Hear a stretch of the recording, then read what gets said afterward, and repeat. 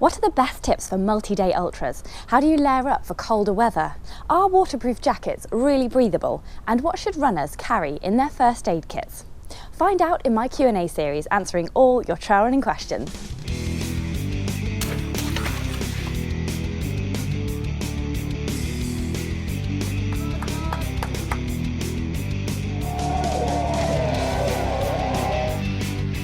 Welcome back to my Q&A series. I'm Claire from Wild Ginger Films, the trail running advice and inspiration channel. If you're new here, make sure you click the subscribe button, and any books or gear that I mention in my videos you'll find links to in the YouTube film description below. Just click show more or the drop down box for details. So let's answer that first question. Tate Fisk wants tips for his first multi-day ultra. This is a brilliant question, and I've done a few of these myself, my favourite being the 3-day 85-mile Druids Challenge along the Ridgeway every November.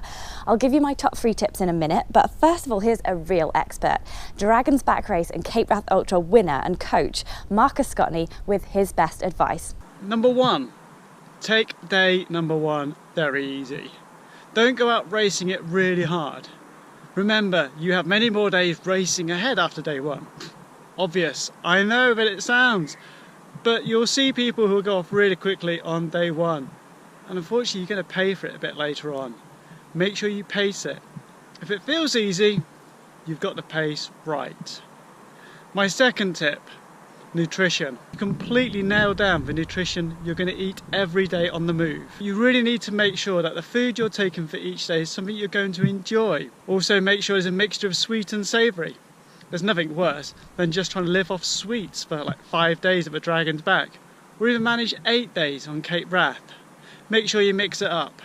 I'd also suggest that you take like a treat food, something which maybe when you're starting to have a rough patch, have something which you would look forward to eating. My third and final tip for you would be to look after your feet. Common sense, I know, but so many times on a multi-day race we just don't really take complete care of our feet. So make sure you get a good pair of socks that fit within your shoes that aren't going to move around. Also, those socks maybe have to last 2-3 days of running as well. So make sure they can take that robustness. And then look at applying some sort of lube to the feet every morning as well. If you feel like a blister's forming, stop. Take your shoes off, take your socks off. Check your feet are okay. And likewise, when you finish each day, spend some time looking after your feet. Clean them, maybe add some foot powder, some talc, and clean socks as well. Make sure they dry out in the evening before you start the next day. Otherwise you could end up with issues even such like trench foot and horrible blisters. And then also look at how to look after blisters as well. Find some way of managing them so that they don't become so chronic during a race. Thanks very much, Claire. Enjoy the adventures ahead. Thanks very much for that, Marcus, and what a beautiful day in the Peak District. To book Marcus for coaching, visit his website. There's a link to it in the film description below. So my top tips for multi-day ultras are: number 1, consider buying shoes that are 1 to 2 sizes bigger for longer races. By day 4 of the Cape Wrath Ultra this May, I couldn't fit my feet into my shoes without immense pain from blisters. But on day 8, I actually borrowed my tent mate's spare size 8 shoes. I'm a size 6. They were the Innovate Park Claw, and I wore one successfully on my left foot with my Trail Talon 290s on the other foot. 2, pack your bag the night before. There's always less time than you think to get ready the next morning, and you can forget things and get in a twist. So packing the night before means that you can do it slowly, thinking of the day ahead without any panic dreams or hectic pre-race morning, when you just really should be focusing on enjoying your energy-packed breakfast.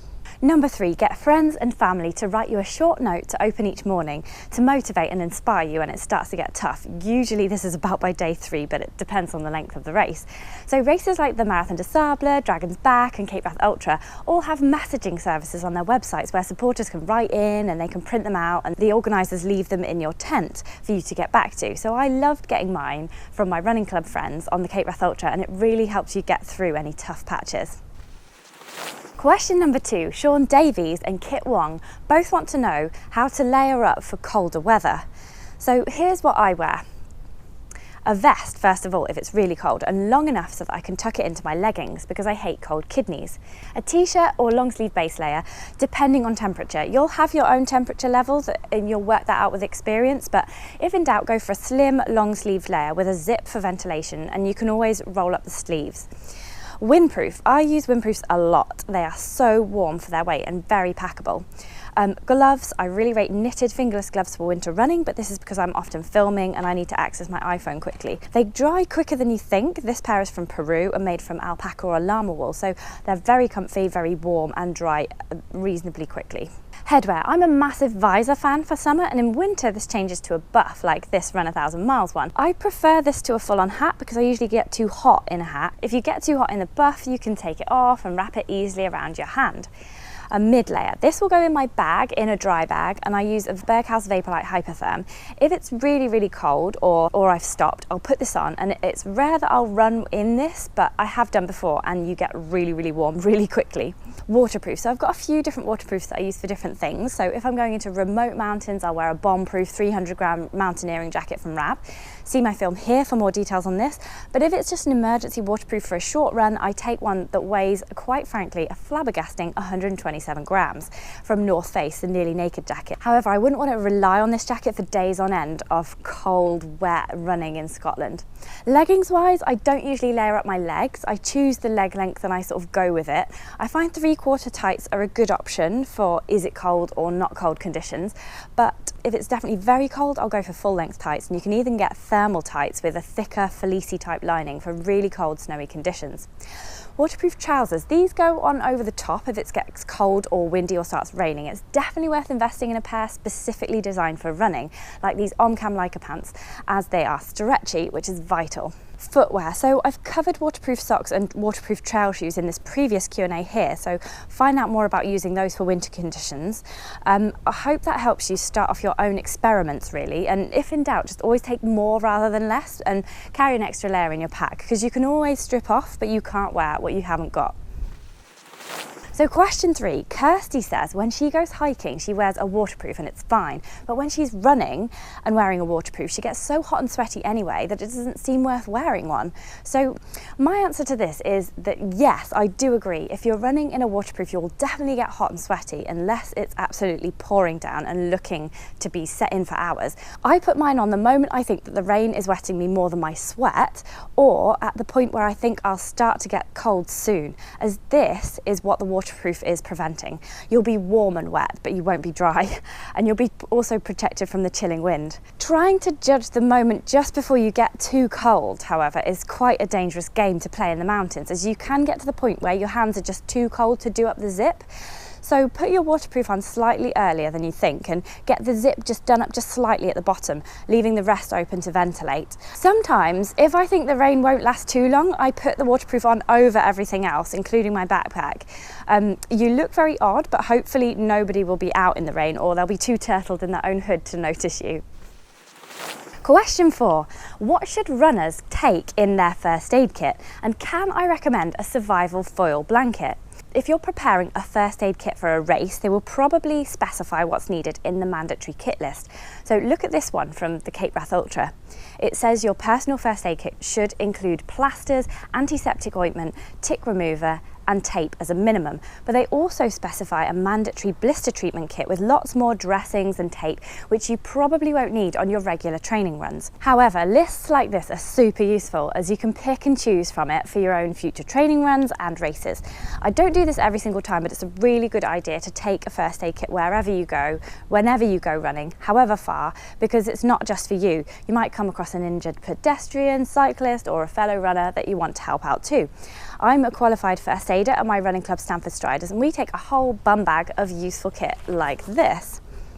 When I go out just personally, I just take a few plasters and dressings, probably a bandage, some sanitary stuff which basically doubles up as padding, and dressings of course, and alcohol wipes, basic painkillers, and there's usually a whistle on my running pack, but if not, I will take one of those too in a tiny dry bag like this. I always take a survival bag rather than a blanket so that you can get right into it and stay warm rather than keep trying to gather it around you. Question 5, James Smith wants a review of the Garmin Fenix 5S that I used on the Cape Wrath Ultra. So I usually use the Garmin Forerunner 225 as it's simple and does all the basic things that you need for running, like distance, pace, time, heart rate, etc. But for the Cape Wrath Ultra, I needed some extra help with the navigation, so I got the Garmin Fenix 5S. Didn't go for a Sunto Spartan or any other brand because I'm most familiar with the Garmin. I didn't want to have to use any extra brain power during the race on thinking about what buttons to press. So the Fenix works works really similarly to the Forerunner, but it has the additional options of navigation, altitude and gradient profile. It did only last for 9 hours on GPS navigation mode, following a breadcrumb trail, which wasn't enough for my 15-hour epic on day 3, so I just turned on the navigation for the parts where I needed it.